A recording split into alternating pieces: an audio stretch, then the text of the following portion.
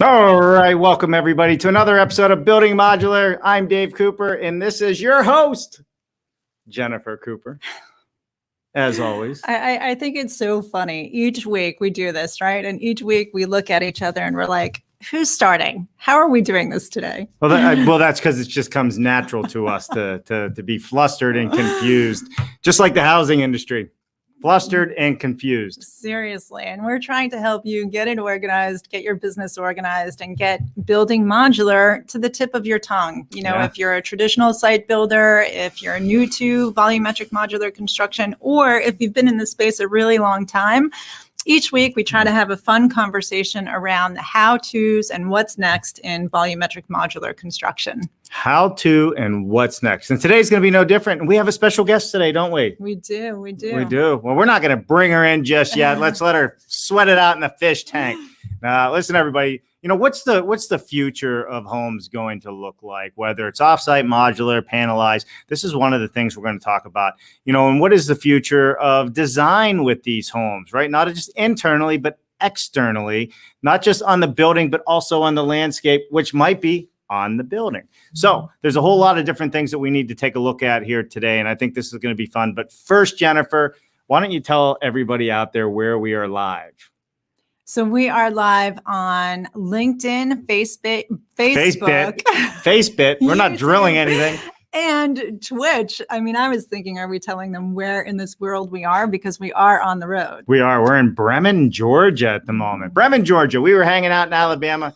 Yes, I'm wearing a vest. And may I add, it does glow because it's heated because I'm that big of a wimp. I got out of the Army, Jen. I said, that's it. I am not being cold for nobody anymore. And I'm not sleeping in sand anymore. All right. So with that said, we are live on LinkedIn, YouTube, Facebook, and Twitch. Why are we on Twitch?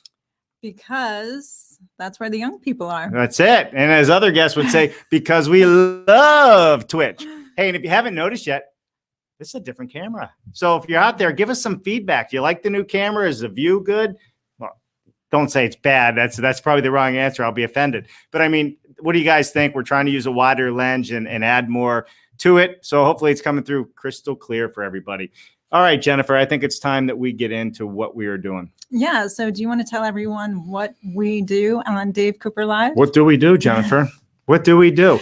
On Dave Cooper Live, we are bringing you the people and the places and the processes that are doing it better. On our show, we have experts in building systems to building science to building codes to fintech to build tech to everything in between. We are always seeking out the best and the brightest to talk about innovation in our space. And I completely went off script.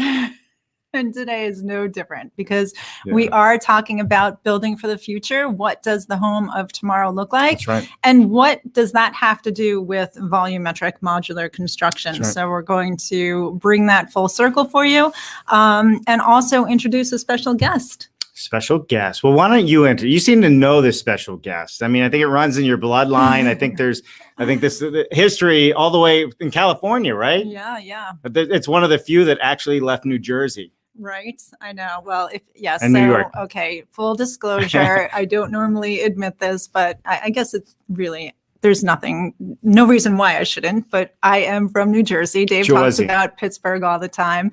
And, obviously roots run deep in New Jersey, but some of those roots have gone as far as California. And we're super excited to have landscape designer Francesca Cora join us today from Dirt Diva Designs, who has had the most fascinating life. She's lived and traveled all over the world. She's settled down outside of Los Angeles, California, and is making homes more beautiful for her clients every day of the week. So welcome, Fran, and thank you so much for joining us, Francesca. What is happening, Fran? Good to have you on the show. Hello. Good to be with you guys today. So, Fran, you are world-renowned, at least in California to New Jersey, with everything that you do in the landscape world and the landscape architecture, and you've been doing it for a long time. And you guys have put a lot of thought into how the environment works with your landscaping and bringing that all together. So why don't you take a moment? Because I ask everybody, I warned you, we want to know everything about you from this very moment, from the time you were born to this very moment in time. and do not leave anything out from the hospital or we will be upset. We want to hear it all the good stuff, all the gory stuff, but you only have 3 minutes to do it. That's Well, it. Just 3. No pressure. I have such a terrible memory that I usually start when I was 3 because I can't remember previous to that. Well, you know what? You go ahead. Tell us everything from 3 on. Okay, so when I was 3 years old, my family moved to New Jersey, and I'm the oldest of 6 kids, and we moved in next door to my Aunt Mary, and all the aunts and uncles were all nearby, and Jennifer's my cousin, and she lived nearby, and it was a wonderful life growing up in New Jersey. And then I had a job traveling the world as a corporate flight attendant, which I did for 24 years. And always loved to travel and get perspectives from everywhere in the world and meet people from all over the world. And then I grounded myself and became a landscape designer, which I've been doing since 2008. And very involved with the Association of Professional Landscape Designers, which is an international organization.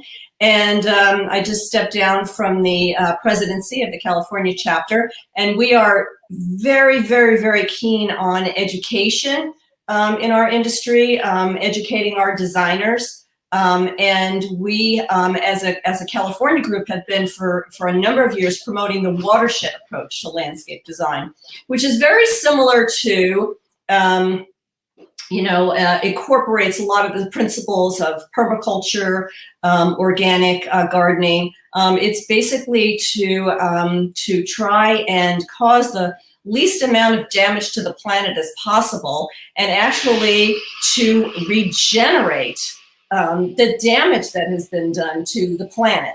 So, Watershed Approach includes using plants that are suitable to the climate of California, and we do concentrate on natives.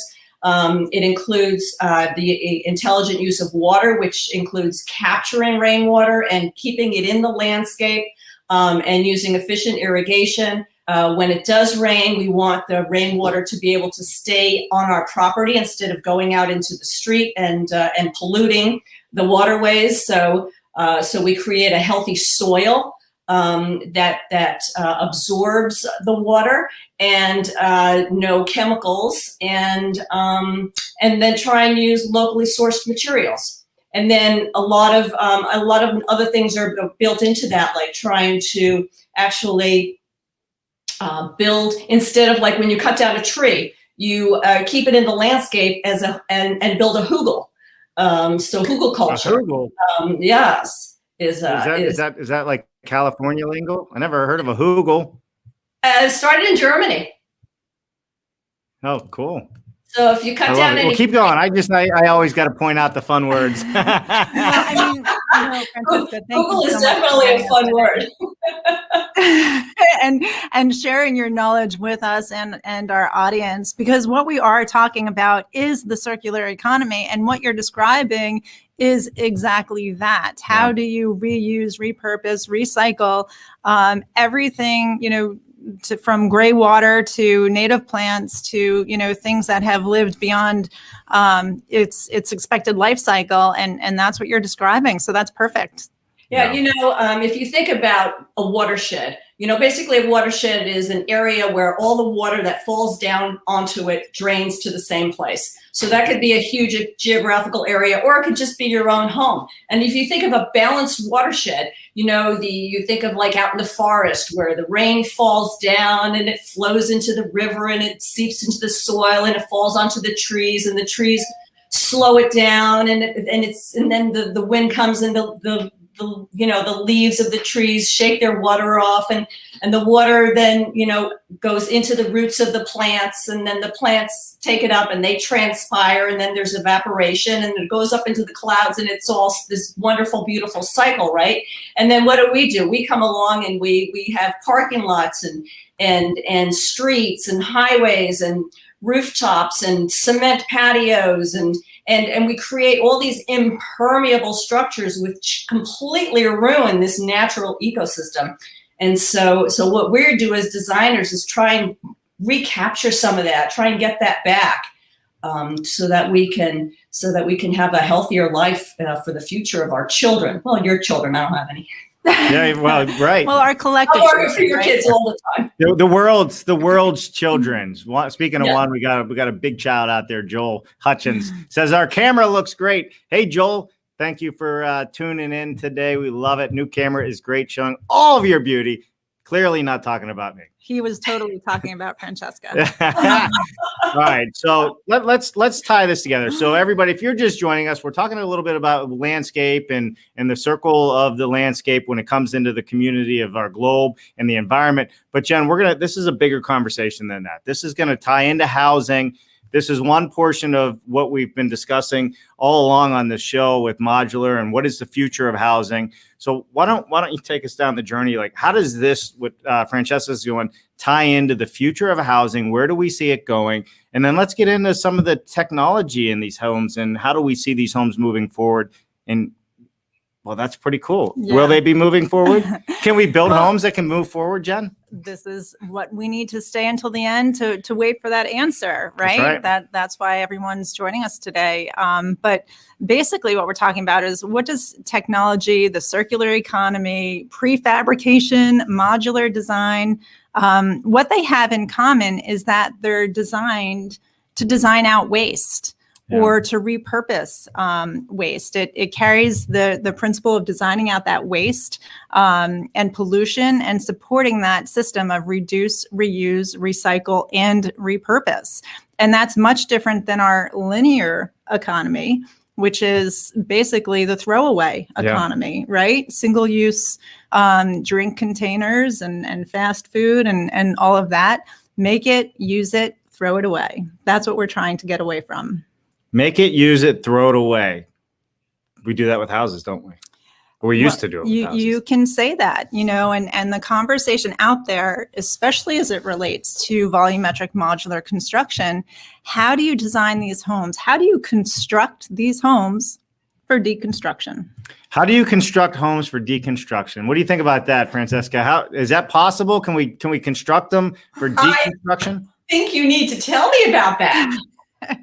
Well, because we're going to bring you back into some more of the show when we get to how the landscaping fits into all this for your expert opinion and advice as well. So where do you want to start, Jennifer? I mean, I don't set up this show. Jen sets up this show. So I'm just kind of winging it all the time with all the banners that Jen puts in here. So where would you like to start today? Why don't we go to the banners? And Francesca, we'll pull you back in when we start talking about all the different ways that permaculture and what you're describing will be incorporated into the home of the future. I'll be standing by. Awesome. All right. To the fish tank you go. All right, Jennifer, let's get into today's show. She's going to be so much fun. I can already see it when we get into this. How do we construct to deconstruct and involving the planting world with it? It's going to be a lot of fun. So yeah, and we'll plug Francesca again at the end of the show. But Dirt Diva Designs, honestly, if you're looking for somebody who is fun and knowledgeable, Francesca is your go-to. Oh, 100%. I mean, she can give you knowledge no matter where you live. That's the truth of it all. Yeah. So, all right, let's do this. Yeah. So the home of the future, we have been designing homes and laying out homes and thinking about homes the same way we did it for our grandparents. When you think about it, living space on the first floor, sleeping quarters on the second floor, obviously in, multi-generational living, that has definitely impacted the way that we design homes with first floor master suites, dual master suites on the first floor, reverse living, which we had done a lot of along the coast, where you have the living space up high. Right. And the sleeping space down low. But when you think about it, the way that our grandparents designed home is the same way that we've been designing homes. So how do we design homes for our grandchildren? How do we design homes for the future? Not just for our way of life today, but how we're going to live tomorrow. How do we do it? I'm waiting on you, man. No. Well, let's think about all the different things that have changed our lives just in this last 12 months, right? The trends that have been, the buzzwords just in the last 12 months, where maybe 16 or 18 months ago weren't on the tip of your tongue. Things like indoor air quality, Ooh. IAQ, right? Like everybody knows what that means now, or it seems to be. So indoor air quality IAQ, just to tie that together, because even I was a little slow on that one. No, I'm just kidding. Keep going. Right. So indoor air quality definitely is something that is super important now and for the future. But when you think about the other things that are happening outside, Uber, Lyft, for example, fractional ownership of cars. Do you really need to own a car right now? Well, you don't really need to. Well, I guess it depends where you live. If you live in the middle of Georgia and there's a whole bunch of red dirt roads, maybe Uber's not as available as if you live right outside of Atlanta in those areas. But you're absolutely right. For the most part, you can live anywhere and not have a car. And when you need to go somewhere, instead of having that $1,000 monthly car payment or $500 monthly car payment, whatever you drive, I mean, think about how many Ubers you can take with that. Probably a ton. Not only that, but think about where you were going in that car. You were driving to work, right? Work. But now remote and work from home is a major thing that most businesses have incorporated. Yeah. So now, you've reduced the need for that mileage, that transportation requirement in the work from home environment. And errands, picking up things from the store. Well, now that everything is delivered, that's right. Has Groceries, that cut everything. down how often you go to the grocery store or how often you shop for something? Or has your life changed and you're doing most of your ordering online and, things being delivered? Right. Well, I mean, this comes down to, again, this is the home of the future, right? But there's these things are starting to come into play now. IAQ, indoor air quality, is such a hot topic, especially with COVID. Transportation, such a hot topic right now, right? Why? Think about with COVID, if you actually look up how that has impacted the environment with less people out on the roads on a regular basis traveling, I mean, the whole atmosphere has changed again. I know, carbon emissions, right? Yeah. So when you start looking at these things, the world is changing. And unfortunately, a pandemic has pushed some of this change. But the reality of it is the change that's coming is actually good. And I think, when we look at what the home of the future is, you're right. Who doesn't need a garage in the future? Will you need a garage in the future? Right. Will you have to worry about your indoor air quality in the future? Will you? Right. Well, I mean, these are things you should be taking into account. So if we don't have to design a home now with a garage, what do we do with that space? And, if you're out there, we'd love to hear from you. But we had clients coming to us, when we were still in the building world, they didn't want a garage. What they wanted was an Amazon drop box, or a makeshift shipping and receiving area where they could receive packages in safely without needing to open the front door.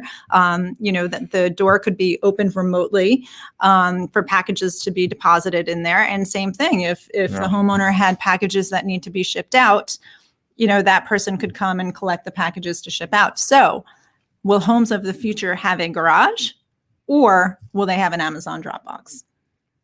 I believe they're going to have an Amazon Dropbox. In fact, there's communities out there that are already building homes with these Amazon delivery locations built into them. And I think that's kind of the first step. Yeah. But I also believe, just like New York City, I know so many people in their 30s, 40s, they don't have a driver's license. They don't have a driver's license. They grew up in Manhattan, right? Or Brooklyn. So it's not an uncommon thing for this to happen. Yeah. So again, designing for the future, the evolution of driverless cars, Uber, Lyft, whatever it might be, and the impact of that on home design. So, okay, now we're talking about, the garage. Let's go inside the house. And when you think about technology that's happening in the automotive industry, things like keyless entry, right? You don't need a key anymore to get into your car. You have that wearable that you just carry around. Same thing with homes. Will we need doorknobs? Will we need locks? Or will it all be some type of keyless entry, some type of scan that retina scans? Whatever it might be. I watched the Avengers last night with our daughters, and they did a retina scan to break into something. Can we get those in the cars in the house?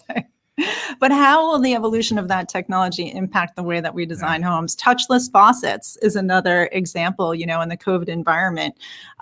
Turning on the faucet with your hands, mud rooms, and not turning on the faucet. Or with your hands. With your feet, not with your foot. That's what I meant. Or waving. Exactly. Motion does it, right? Exactly. So take that one step further, going back to the shipping and the online ordering, the appliances in your home. Yeah. What happens to the layout of your kitchen when your refrigerator doesn't really need to store that much stuff because it knows when to reorder and replenish the most frequently used items? What happens? Well, it sounds to me like we're going to need a bigger wine fridge. All right. Oh, no, serious. But all right. All joking aside. But you're right. So it's kind of funny, right? If I was talking with Joe Butler, what was it, 4 days ago? And it's like he said, all this technology, Jennifer, rolling forward, where the homes are going. If you would have taken our smartphone, today, and brought it to market 15 years ago, it would have died. Right. It wouldn't have made it. But right now, all these things that have built, like the phone, the flip phone to this, has all built up in 10, 15 years. So think about what's happening in our homes with technology, with air quality, all these different things. The process has begun. You're starting to see the smart home technology in the homes. You're starting to see the refrigerators, the larger wine coolers, right? And all these different things, Amazon drop boxes has already begun. Right. So, I mean, if this is any indication on how technology expands and how fast it expands, I believe it's going to happen in the home market as well. Yeah. And, even I think Adam White is joining us. Thank you, Adam. Oh, look at this. We got all kinds of people in there. Should we say hi real quick? Well, yes, for sure. But even Adam says, Amazon drone pads, right? This is, you could turn your driveway into an Amazon drone pad. This is how we should be thinking. And who are the people who are thinking this way? Would love to know that. Who are the suppliers and the developers and, from a building material standpoint, who's out there developing this product? Would love to know. Yeah, definitely. And if you know somebody out there doing it, drop the names. We want to hear it. All right. Let's say hi to a few people real quick. All right. Joel was already on. I put him up again. Happy Tuesday, crew. New camera is great, showing all your beauty. And, of course, Henry. Joel, Dave's not your type. All right. Thanks, Henry.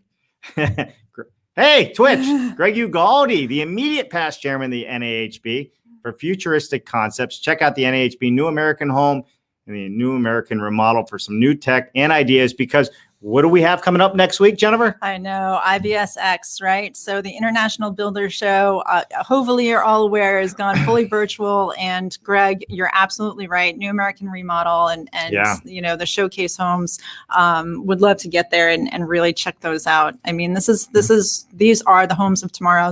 These are the homes of the future. Yeah, and definitely join us. You set us up for a good plug for ourselves. It was just yesterday I did the IBS My Tech Talk. So that'll be going live during IBS, where we talk about 10 very important things to inbound marketing and what you can do right now to get started. That is one. I'm also doing an interview with Mark Farmer from Modern Methods of Construction, right? From CAST. Modernize or Die. Exactly. Is the report that he wrote, and it's gone global. And he's been very successful with working with countries and people from around the world to implement. So we'll be doing that. And there's some other board panels that we'll be hosting. And so more information will start flowing out this week on times and dates. So, all right, Greg, thanks for jumping in and giving me that opportunity. But hey, Greg, are you speaking? Are you doing opening keynotes? I know. Can we get Mike Rowe on the show, Greg? I might as well just ask. He's the opening speaker. We need Mike Rowe on the show. Exactly. All right, moving on. Will Everett. Hey, Will, hello for Georgia. Georgia in the house. Yeah, we love Georgia. Man, it was 26 degrees last night. I know, it's cold. I don't know what's happening. So, Joel Hutchins, fractional deliberative development model. Now, there is something interesting. My next venture right there. There you have it, Joel. This is what we do. We serve up these ideas and let others run with them.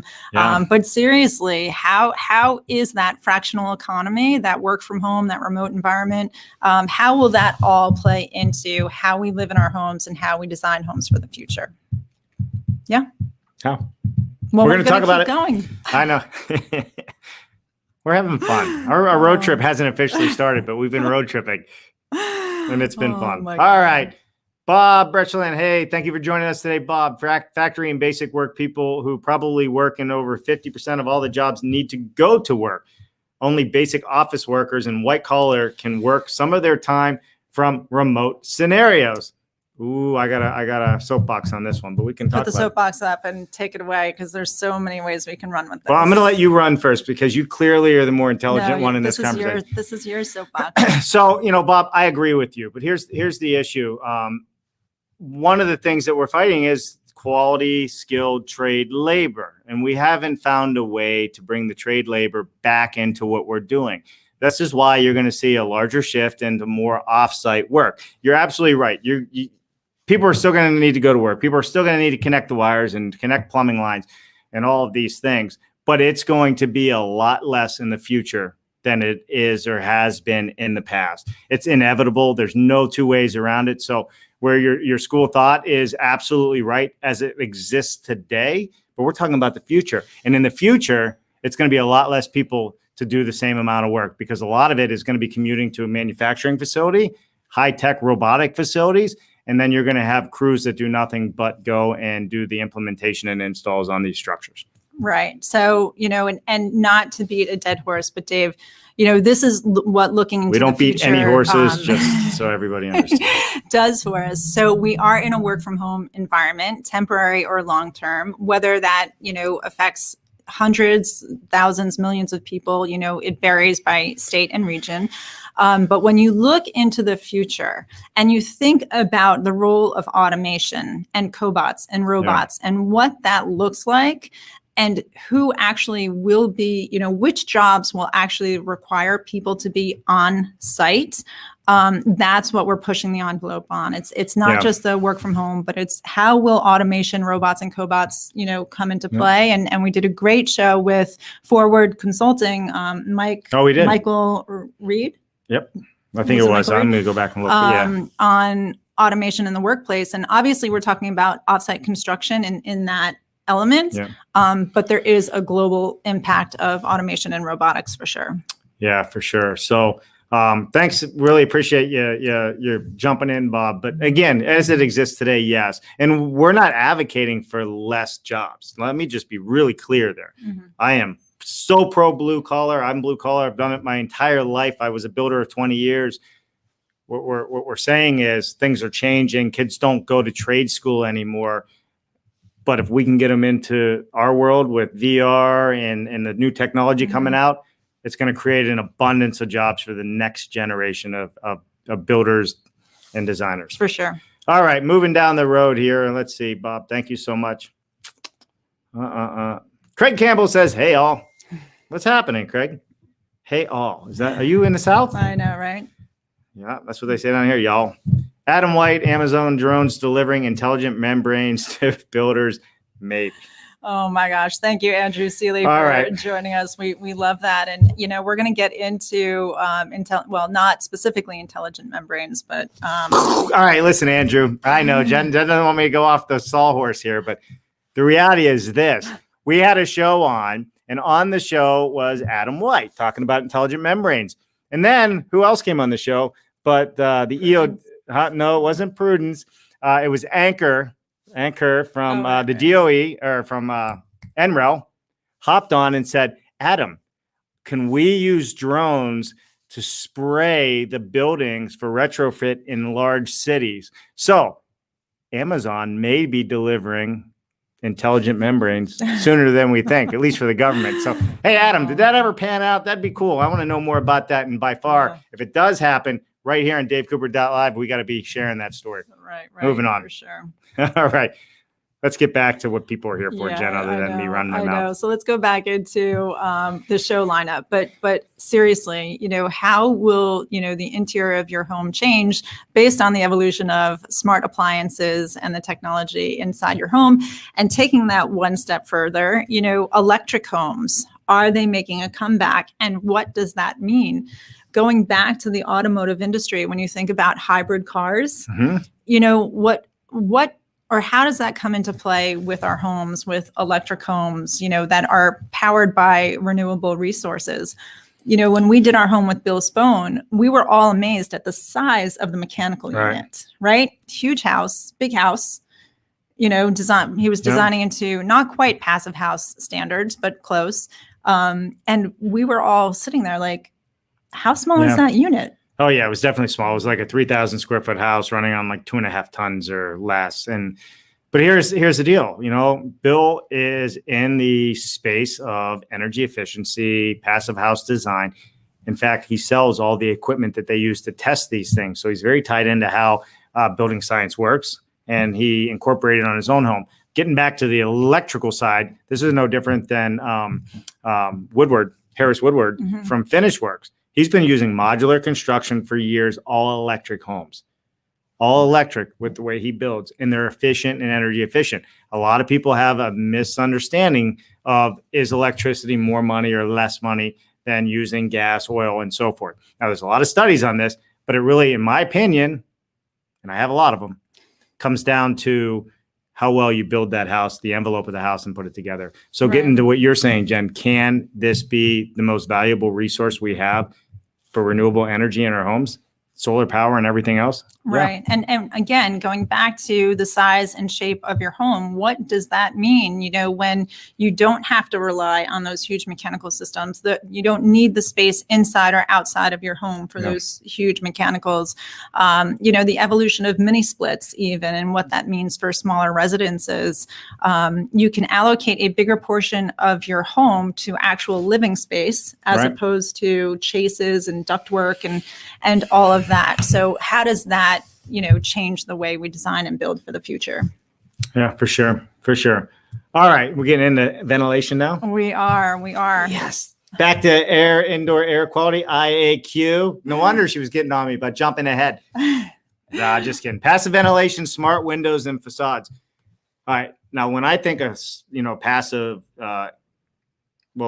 ventilation, I'm thinking of something that mechanically works for you, that thinks for you, that opens your window. You don't open your window. It says, hey, you need some fresh air. And you know what? It's going to help your indoor air quality, and it's going to save you energy costs. Does that happen? So that's the thing. I mean, are we working on windows, smart window technology that understands, sunlight and, pressure systems and wind, and takes into account what's happening outside of the home and automatically functions as a result to condition the space inside of the home. So, windows that provide shade when there's lots of sunlight and, less shade when it's dark, windows that can open and close. What does that do to the shape of the windows, the size of the windows, the location of the windows, where you really want those windows in your home? And how does that contribute to the health and wellness and comfort of your home? Well, here's the thing.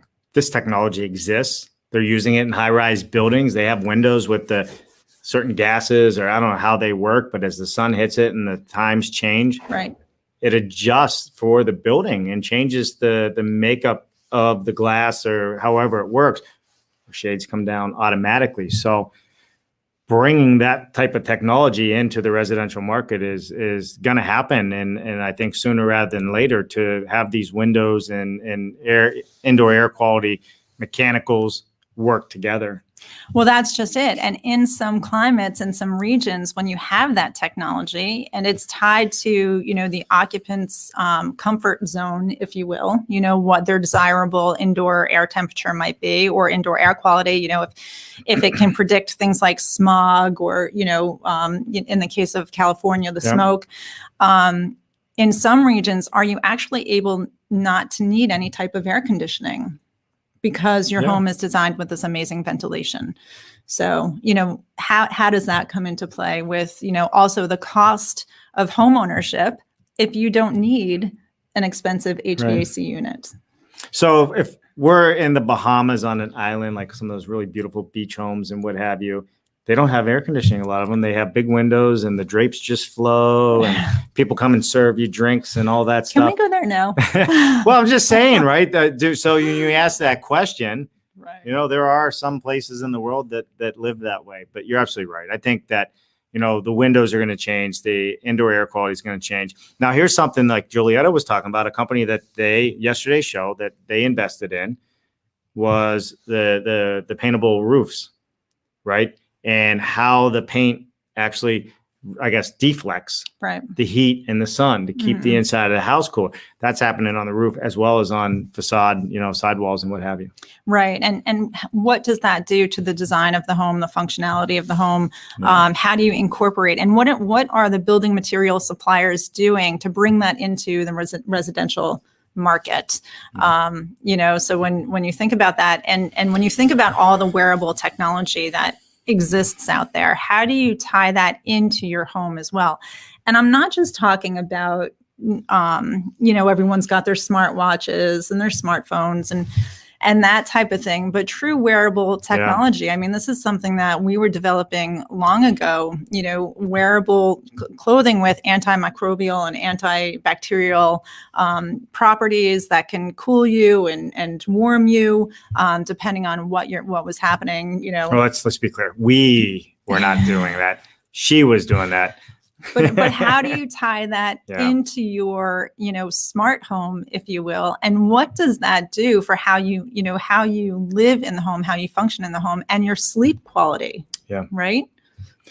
Okay. Sleep quality. Now you hit a spot. I mean, there are companies out there that do nothing but focus on these things, to include how the light enters in the morning and the birds start chirping in your rooms and the bed starts waking you up. There's all kinds of stuff happening. And we have some interviews on that from an event we did in Colorado not too long ago.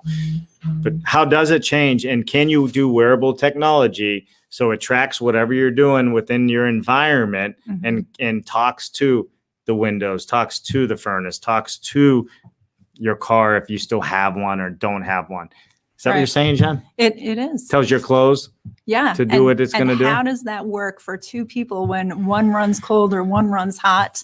How does that wearable technology, make your home more comfortable for where you're actually occupying it? So how do we design the home of tomorrow, thinking about how this will just become a bigger part of our normal lives? Yeah, for sure. All right, we're going to go to a couple more comments.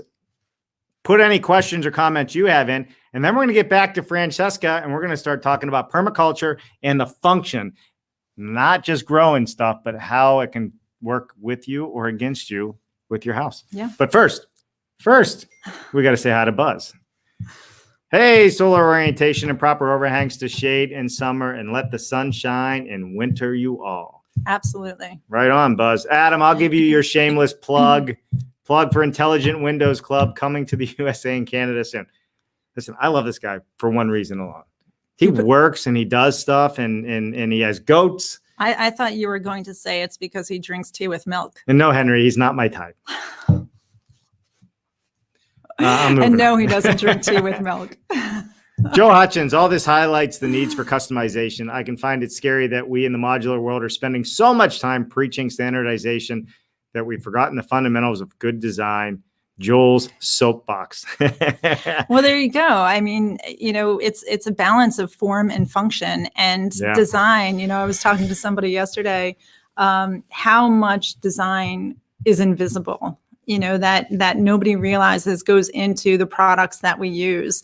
And when you think about, the investment in research and development that, pen companies, for example, put into the ergonomics of your hand and how that pen will feel in your hand and all of the design that goes into that pen, how, and I'm not saying that we're not doing it. I'm just saying that how will the design of the future look, work, feel, function, as technology continues to evolve? Yeah, we're going to find out. So listen, everybody, if you're just tuning in, please smash that like button right now. Give us some love out there. And also, if you're new to our channel, please subscribe to our YouTube channel at davecooper.live. We will put it in the banners here in just a second. But it's really super important that if you missed any episodes, that's where you can find it. LinkedIn does not do a good job of capturing all of this information. So LinkedIn, YouTube, Facebook, Twitch, we are live. All right, let's jump in. Should we bring Francesca back in? Let's bring her back in. Or do we want to set her up first? No, come on. Let's bring her in. All right. Hey, where you been? I'm back. I've been right here. Yeah, I missed you. Listening to your fascinating dialogue. Actually, so I have a question before I talk about myself again. So we're building a guest house. Not building a guest house. We're remodeling our guest house. And I am interested in these smart windows. Is there a smart window that will automatically close when my neighbor's angry girl rock band starts practicing? I bet we could make that happen. Oh my gosh, I love it. Adam, does your Windows do that? Adam, if your Windows don't do that, we're taking the plug away. Do they have an angry rock band sensor on your windows? We want to know. Oh, that is fabulous. I love it. Yeah, but no, I mean, Fran, we can definitely incorporate all of these elements into that remodel for sure. You know, especially in your climate where resources are at a premium, right? Yeah, well, I'm happy to hear you mentioned mini splits. We're going to have a mini split in there, and we're going to have the induction stovetop. There you have it. Yeah. See, the smart stuff's already coming in. Yeah, the mini splits are super efficient if they're figured out properly, right? It's all about understanding the science behind the space. And if you're using those mini splits, Europe's been using them for a long time. We're just playing catch up on them here. Mm-hmm. That's just one source. All right. Is that addition for us to come visit? Yes. I love it. I love rock band, so it'll work. You can help me build it. All right. Hey, you know what? We know enough people out your way from the show that could definitely help you figure all that out. So if you do need help on that, we are a good resource. Yeah. But let's talk about, how, especially in your climate and dry climates, how you use native species. You talked about, the gray water reuse and adaptive reuse even.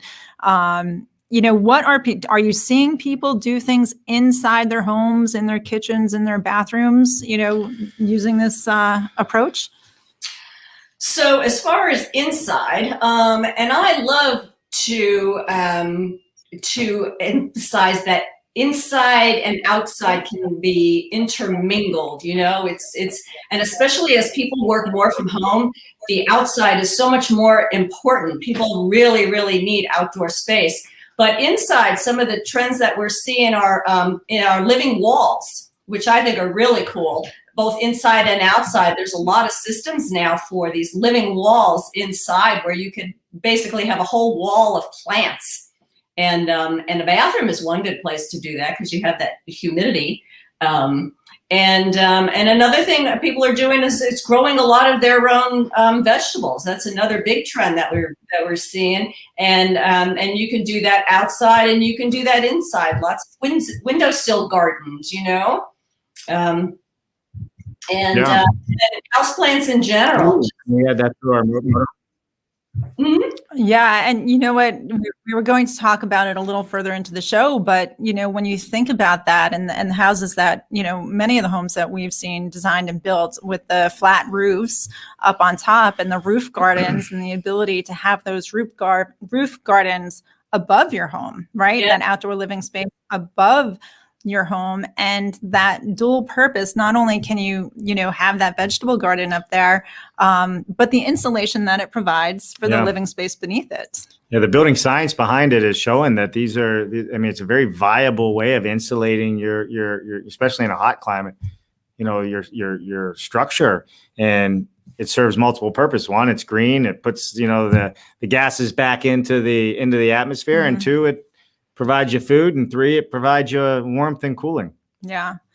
And I love the concept of the living walls. I mean, I've seen that in hotels and restaurants, and can't wait to see more of that inside residential homes, because it's so functional. Yeah. Mm-hmm. I think would be interesting, and maybe Francesca, I don't know if you know or not, are plants like sound dampening? The added element of soundproofing. Are they right? Soundproofing? Because we should do a studio when we're done with our road trip of a living wall and use that as our sound insulation. Just, I don't know. Fran, I go off in these tangents. Why wait? Start now, put one in the RV. Well, that's just it. And when you think of the small space that we are in, in terms of the motorhome, we need multifunctional components, right? Yeah. So think about what that living wall can do inside a home. It can absorb the odors and the when you're cooking or you're in the bathroom, the humidity, right? Mm-hmm. We definitely need that in the motorhome.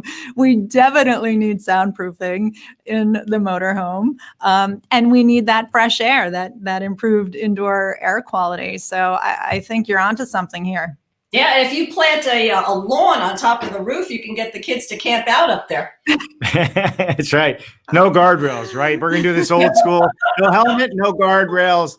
That's for wimps. I love it. All right, let's get into permaculture, form and function in depth here now. Yeah, and some of the other buzzwords that you were talking about, Francesca, about that blurring the line between indoor and outdoor spaces. What should we be looking for? Aside from the health factor of plants, like physical health factor, there's the emotional health factor as well. If people are working from home, they're not maybe getting out as much. So bringing the indoors as much as possible to their indoor workspace is really important. I mean, there's just tons written about, therapeutic gardening and the therapeutic aspects of plants and nature. Then when you bring plants, maybe you just have a little balcony, you put some native plants there, maybe you've got some birds visiting you, and butterflies and other beneficial insects, and you're increasing the biodiversity of the area. Another big buzzword out there, biodiversity is trying to not have all these native animals and insects and everything go extinct, to try and bring them back, part of the regeneration of our culture. So indoor and outdoor, I think, is becoming so much more fluid. Absolutely, and I love it because you're hitting on so many hot topics here. Bring the outdoors in, because we're spending more time inside our homes. The health and wellness factor, the environmental factor, the indoor air quality. We've seen businesses, there's one business out there that at each of its franchises has a beehive to help bring the bees back. Love it. So cool. when you're talking about, biodiversity and how do we cultivate an environment where it's safe and healthy, and the occupants are functional, highly productive in their space, right? Fresh air, all of that good stuff. These are definitely the homes of the future. Yeah, for sure. Yeah, and you have to create a balance, because when everything is so automated and you're not doing anything, you're not as mobile. So you need to have activities, maybe when just to water your plants, just to keep you mobile. Is very important, or if these homes have backyards, front yards, it's important to create spaces where you can maybe go outside and work too, and be able to have all your technology outside, to have all your internet connections out there, your recharging stations, to be able to really have shaded areas where you can see your computer screen. And quiet areas where you can work and be talking to people and not have so much noise, and so inside out, again, it's very fluid. Yeah, awesome. So thank you so much. Yeah, go on. Do you have time for a quick question? Of course. So with modular homes, I'm thinking that that there's maybe less impact on the surrounding soils, the surrounding area. One of the biggest problems with new constructions is that the soil becomes so compacted with that when the landscaping comes in, everything is just so compacted. And I feel like with modular homes, there would be less of that. Is that true or not? Okay. All right, Fran. You got me going now. Here, you are 100% right. So if you think about a regular job site, a new home being constructed, there are trucks coming and going all day, 9 months to a year.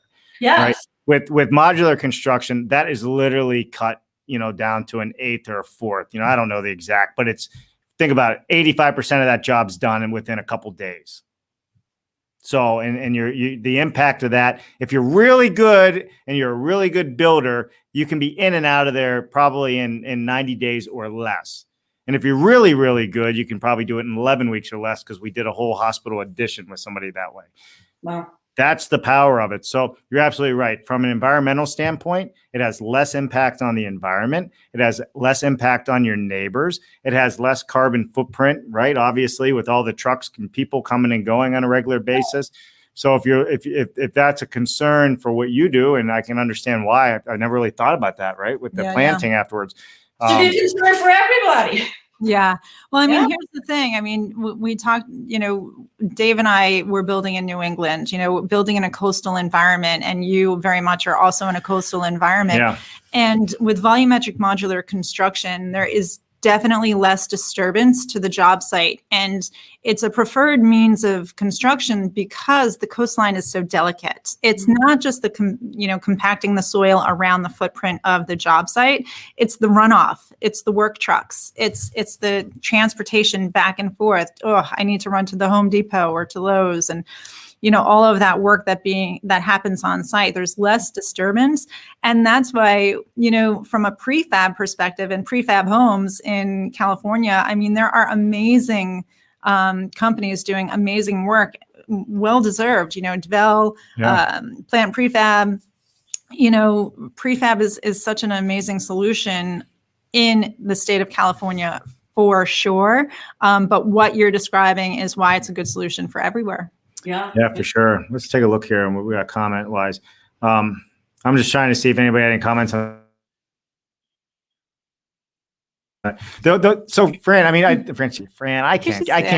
I love it. So the reality of it is, don't go there. Don't go there, Fran. I mean, this is a PG rated show. I mean, most days. So listen, there's plenty of people out your way, and it is growing in such a huge way because the cost of labor where you live, as you know, you're in the space, is through the roof. And and building homes that are affordable yet built with quality.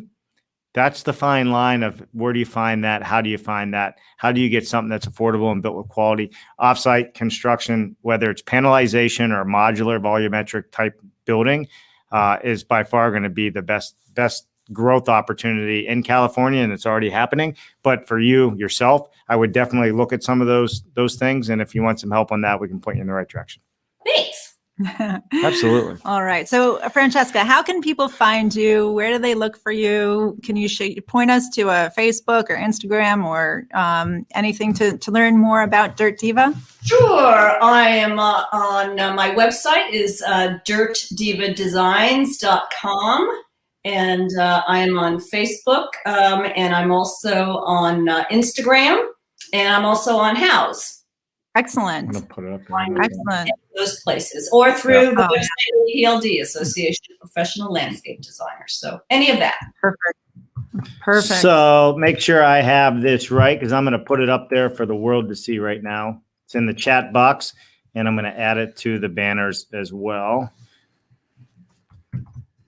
Can you guys hear me typing? I know, right? Fast and furious. And definitely check out the website. Beautiful photography and great work that's being done in a very demanding climate and in a place where resources, are valued, limited. Not that they aren't everywhere in the world, but certainly in California. Yeah, and fires. Hopefully that's all under control now. Oh my God, I don't think it will be, but we just need to learn how to be smart about them and learn how to do actually good, smart firescaping around the homes. Right. Well, big trend now. That's a whole other topic. And I'm thinking that we might have a part 2 of the future of home design because we are barely through any of our 57 minutes, man. You talk a lot. I know. it's not hard to do when we're passionate about these topics. But Francesca, thank you so much for joining us today, and hang out if you can. We'll come back to you. Otherwise, we'll catch up later. Hang out in the fish tank. We'll be done here in just a few minutes, and we'll come back to you after our outro. When we hit the outro, we'll come back to you once it's over. All right? All right. You're a rock star. We'll see you in a few. This is fun. All right, Francesca Cora. I love it, love it, love it. All right, Jennifer, we gotta get through the rest of this stuff. We have people out there and we have people commenting, so we got a couple things we want to do. So yeah, so we're gonna get back into the comments for sure. But essentially, what we're talking about, the home of the future, and how we design into the circular economy. How do we build homes that can be used and reused? And the reason I want to bring this up is because Francesca had a really terrific point.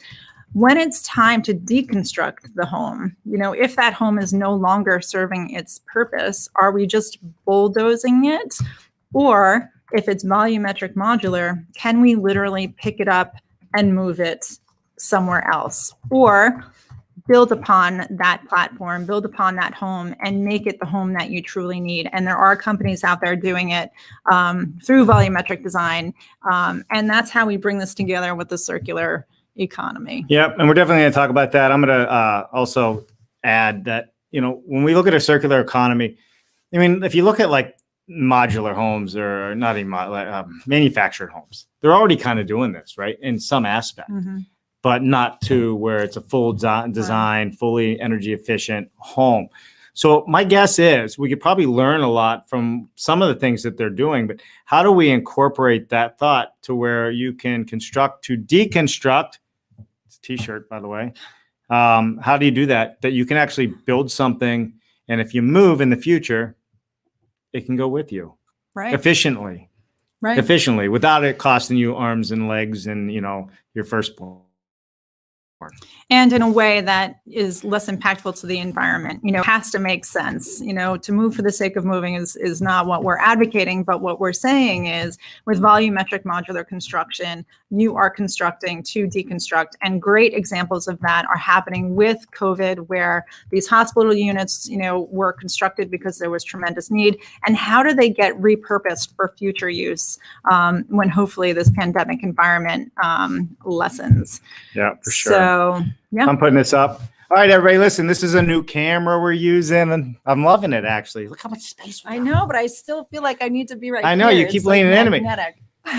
We're already in 200 square feet of space, and you got to keep leaning in. Let us know what you like, what you don't like of this camera. It's the first time we're using it. It would really help us out. If you guys like the new look and feel of the bigger camera, you get to see more of the picture. If you want to see more of the desk, but you probably don't want to see my hands are going. Outside of that, we're at our time, John. Yeah. Give us some comments. Yeah. Let us know real quick. Go. But seriously, thank you so much. As we're talking about the home of the future and designing into the home of the future, if you are new to building modular, if you are a well-established modular builder, either for residential or commercial, our goal is to bring the conversation to the forefront, get people engaged, and really understand what tomorrow will bring. Yeah, for sure. So that was a great show. And I mean, Francesca was awesome. Love her. All right. So that's it, Jen? That's it. We're done. We're not going to go to comments? Oh, well, we are. What's the matter, man? Moving on. See, Joel, she didn't want to talk. Let's see. Did I do this one already? Let me put it up. Oh, there it is. All this highlights the need for customization. I find it scary that we in the modular world are spending so much time preaching standardization that we have forgotten. We did this one already, didn't we? Joel's soapbox. Buzz son has goats. I put that up earlier. Good morning from Phoenix, Arizona. What's happening, George? Joel says extending the threshold and blurring the lines between indoors and outdoors. Love it. Absolutely. Man, love is a big word today. We've said it a lot. But that goes back to the wearable technology, because in that shoulder season, or when it's colder, or when it's really hot, what are you wearing, and how will that improve or impact the function of your home? Yeah, for sure. All right, George Ryman says yes, especially if you use Surefoot foundations. Yeah, so that is an option, especially out in California. So Francesca, if you're listening, look up Surefoot foundations. It has very little impact on the environment. So if you're not looking to have a full basement, that's an option. George Ryan knew that was coming. Yes. Hey guys, I fly through these comments sometimes and I don't get a chance to read them. So I love it. All right. Moving down the line. Joel's active today. George says new camera is good. You can see the paint or the part and digs there. Good thing we're all friends and family. At least you can see my hair, George. You know, at least you can see my hair.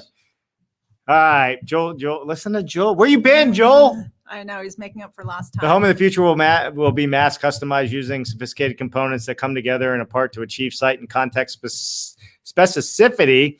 Big words, man, and allow for adaptability throughout its life cycle. Great work, guys. Joel Hutchins, Revia, right? Doing great things out there with parametric design. Big supporter and love working with them. Andrew Seeley, relocatable designs are so much more appealing. IMO, in my opinion. Yeah, is that what it is? This Andrew, is why we have young daughters. They help us understand these. You got to text me when you do stuff like that, Andrew. No, I'm just kidding. And the new camera looks great. Thank you. I'm glad you guys are loving it, man. Well, hey, Tom, ready too. Move the camera to the right about 3 feet. We will see your better half. Hey, no, I'm just kidding. I'm not that slow. I get you guys. I get it. That's fine. I know. I'm bowing out. Yeah. I'm bowing out. But by the way, did I tell you this is Jen's last show? Anyway, going back to Andrew with G-Pod, you totally get, the relocatable nature of where we live, where we want to live. Yeah. And that's the exciting part about the opportunities that we have today and the future, and work, what work means for tomorrow and how we can do that pretty much anywhere for a lot of folks. So thank you, everybody, for joining us today. Francesca has been a terrific guest and really contributed to the laughter. She did. She really did. All right. So Francesca's in the fish tank. That's it for us, everybody. I am Dave Cooper. I'm Jennifer Cooper, and this has been Building Modular. We hope to see you next week. And tomorrow, we didn't plug tomorrow. Tomorrow, 1 o'clock. Who do we have on tomorrow? Aviv. Yes. I love it.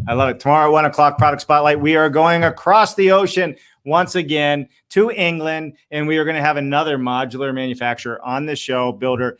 Check it out. You do not want to miss it. Last week, we had Interspace on, and it was quite amazing. This week is going to be the same way. So we are way over time. I'm Dave Cooper. Jennifer. We'll see you next time. Bye, everybody.